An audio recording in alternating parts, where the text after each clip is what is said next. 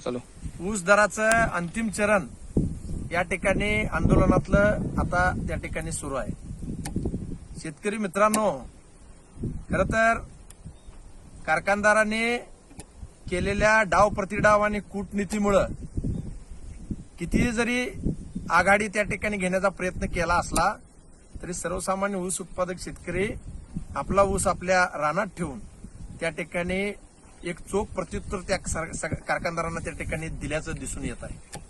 एका बाजूला सुरुवातीपासूनच कुठलीही रक्कम त्या ठिकाणी शेतकऱ्यांना देणं लागत नाही आणि कुठल्याही परिस्थितीत आम्ही देणार नाही ह्या मानसिकतेत गेलेल्या साखर कारखानदारांना सरकारचा, पोलिसाचा, प्रशासनाचा प्रत्यक्ष अप्रत्यक्ष त्या ठिकाणी पाठिंबा दिसून येत आहे. पहिल्यापासूनच जर तुम्ही बघितलं असाल तर प्रत्येक कारखान्याच्या दारात जाऊन सुद्धा प्रशासकीय त्या ठिकाणी ऑफिसमध्ये निवेदन देऊन सुद्धा आणि प्रत्येक कारखानदाराच्या दारात आमच्या व्यथा वेदना मांडण्यासाठी गेलेल्या शेतकऱ्यांना, त्यांच्या मायमाऊल्यांना अपमानाशिवाय काही पदरात पडताना दिसलं नाही. आणि अशा सगळ्या परिस्थितीत आता कुठल्याही परिस्थितीत हे आंदोलन त्या ठिकाणी पुढंच चढाई करून येत असल्याचं दिसल्यामुळं कारखानदारांनी त्या ठिकाणी प्लॅन बी चा प्रयोग त्या ठिकाणी केला आणि काही राजकीय फुटकळ पुढाऱ्यांना आणि कारखानदाराच्या दारात आलसीसी आणि डॉबरमॅन सारख्या कुत्र्यासारखं उभा राहिलेल्या त्या ठिकाणी तथाकथित राजकीय नेत्यांना त्या ठिकाणी पुढं करून शेतकऱ्यांच्या मध्येच बुद्धिभेद करून शेतकऱ्यांच्या ताटात वैरत्वाचं विष कालवण्याचा एक मोहीम त्यांनी उघडलेली दिसते.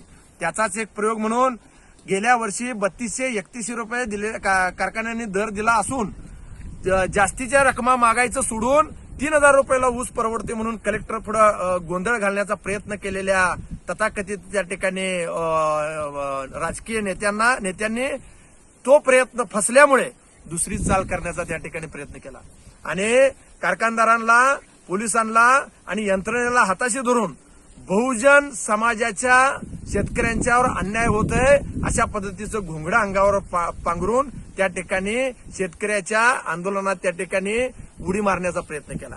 गेले 2 महिने एका बाजूला ऊस उत्पादक शेतकरी रस्त्यावर असताना या तथाकथित राजकीय पुढाऱ्यांना त्यांचा काही गहिवर आला नाही, पण अचानकपणे त्या ठिकाणी शेतकऱ्यांना न्याय देण्याच्या भूमिकेत यांची त्या ठिकाणी एंट्री या आंदोलनामध्ये दिसून आली आणि ती कशासाठी आली हे न कळण्या इतपत आता ऊस उत्पादक शेतकरी त्या ठिकाणी दूध खोळा राहिलेला नाही. आणि म्हणून अशा राजकीय पुढाऱ्यांच्या माध्यमातून आणि अशा डॉबरमॅन आणि आलसीसीएन कुत्र्यांच्या माध्यमातून आज त्या ठिकाणी सामान्य ऊसतोड कामगारांना आणि कारखान्याच्या कामगारांना त्या ठिकाणी जबरदस्तीने तहसील कार्यालयावर एक मोर्चा काढून त्यांना कारखाना कुठल्याही परिस्थितीत चालू करा अशा पद्धतीचं आव्हान ते करणार आहेत असं मला ऐकवत आहे. आणि म्हणून मला असं वाटतंय की दुबळ्या लोकांना, शोषित पीडित लोकांना आणि गुलाम समजून तुम्ही जर शेतकऱ्यांच्या विरोधात यांना उभं करणार असाल तर आजच सकाळी शेताकडे येत असताना कारखान्याचे काही माझे कामगार असलेले मित्र त्या ठिकाणी मला भेटले.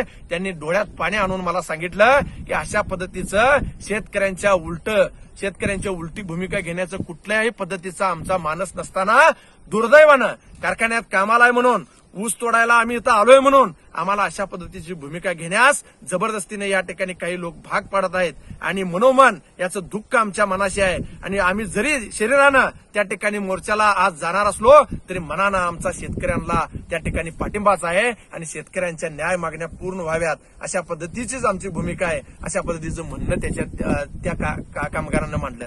हे पाहत असताना किती पद्धतीचं त्या ठिकाणी बुद्धिबळातल्या प्यादी वापरून जर आंदोलनाचा वजीर मारण्याचा जर कुणाचा प्रयत्न त्या ठिकाणी असेल तरी सुद्धा त्या ठिकाणी प्रत्यक्ष आणि अप्रत्यक्ष तुमच्याच अस्थिरीतली त्या ठिकाणी काही त्या ठिकाणी लोक, तुमच्याच बाजूच्या आजूबाजूला असणारी लोक यांचा छुपा पाठिंबा या शेतकऱ्यांच्या आंदोलनाला आहे. आणि म्हणून तिरक्या चालीचे अनेक उंट, 2.5 घर चालणाऱ्या अनेक घोडी त्या ठिकाणी आमच्याकडे सुद्धा आहेत. उद्याच्या येणाऱ्या काळात 23 तारखेचा त्या ठिकाणी चक्काजाम हायवेचं आंदोलन त्या ठिकाणी यशस्वी करून उद्याच्या काळामध्ये तुमच्या मुंडक्यावर आणि तुमच्या नरडीवर पाय देऊन शेतकरी त्या ठिकाणी ऊसाच्या गेल्या वर्षीची रक्कम आणि पुढची उचल घेतल्याशिवाय राहणार नाहीत.